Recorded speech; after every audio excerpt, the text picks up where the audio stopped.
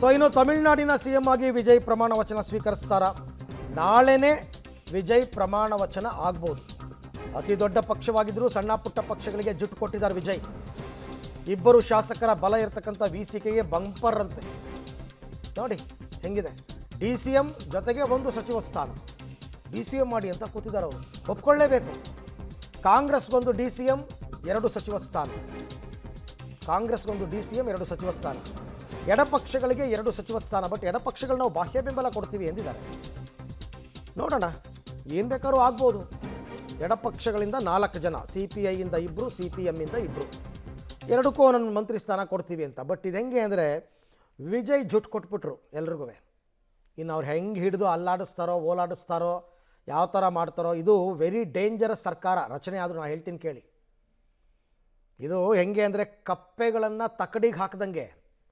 ಯಾವ ಕಪ್ಪೆ ಯಾವಾಗ ಎತ್ಲ ಕುಪ್ಪಳಿಸೋದು ಗೊತ್ತಿಲ್ಲ, ಬ್ಯಾಲೆನ್ಸೇ ಆಗಲ್ಲ. ಈ ಕಪ್ಪೆ ಇಟ್ಟರೆ ಅದು ಕುಪ್ಪಳಿಸುತ್ತೆ, ಅದನ್ನು ಇಟ್ಟರೆ ಇದು ಕುಪ್ಪಳಿಸುತ್ತೆ. ಭಾರಿ ಕಷ್ಟ ಇದು. ಈ ಬಗ್ಗೆ ಮತ್ತಷ್ಟು ಮಾಹಿತಿ ನನ್ನ ಕೊಲೀಗ್ ಶಬೀರ್ ಅವರಿಂದ ಪಡ್ಕೊಳ್ಳೋಣ. ಶಬೀರ್, ಆಯಿತು, ಎಲ್ಲ ಸೇರಿ 118 ನಂಬರ್ ಬಂತು. ವಿಜಯ್ ಸಿ ಎಮ್ ಆಗಿ ಪ್ರಮಾಣ ವಚನ ಸ್ವೀಕಾರ ಮಾಡಿದ್ರು ಅಂತಲೇ ಇಟ್ಕೊಳ್ಳೋಣ.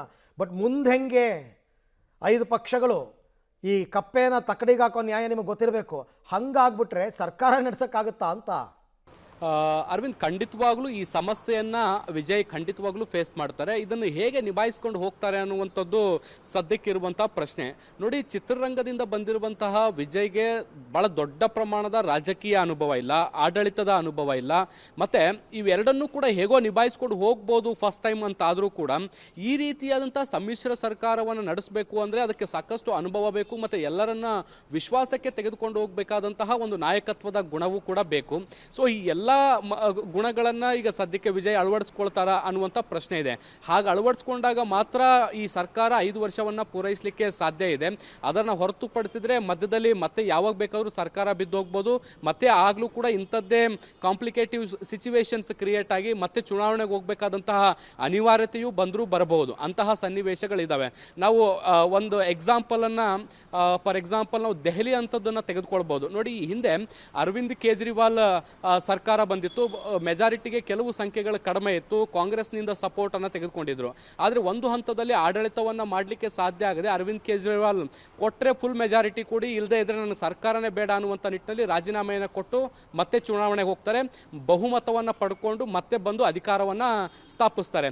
ಅದೇ ರೀತಿಯಾದಂಥ ಸನ್ನಿವೇಶಗಳು ನಮಗೆ ತಮಿಳುನಾಡಿನಲ್ಲಿ ನೋಡೋಕೆ ಸಿಕ್ಕರೂ ಕೂಡ ನಾವು ಅಚ್ಚರಿ ಪಡಬೇಕಾಗಿಲ್ಲ. ಯಾಕೆಂದ್ರೆ ಬಹಳಷ್ಟು ಕ್ರೂಷಿಯಲ್ ನಂಬರ್ಸ್ ಆಗಿರುವಂತಹ ಹಿನ್ನೆಲೆಯಲ್ಲಿ ನೋಡಿ, ಈಗ ಟಿವಿಕೆಯನ್ನು ಹೊರತುಪಡಿಸಿ ಉಳಿದ ಪಕ್ಷಗಳು ಸರ್ಕಾರ ಮಾಡ್ತಾವ ಅಂದ್ರೆ ಅವು ಕೂಡ ಅಂತಹ ಸ್ಪಷ್ಟತೆ ಇರಲಿಲ್ಲ. ಈಗ ಟಿವಿಕೆ ಸರ್ಕಾರ ರಚನೆ ಮಾಡಬೇಕು, ಅವರಿಗೆ ಬೆಂಬಲ ಕೊಡಬೇಕಾದಂಥವ್ರು 108 ತಕರಾರುಗಳನ್ನ ಮಾಡ್ತಿದ್ದಾರೆ, ಕಂಡೀಷನ್ಸ್ಗಳನ್ನ ಹಾಕ್ತಿದ್ದಾರೆ.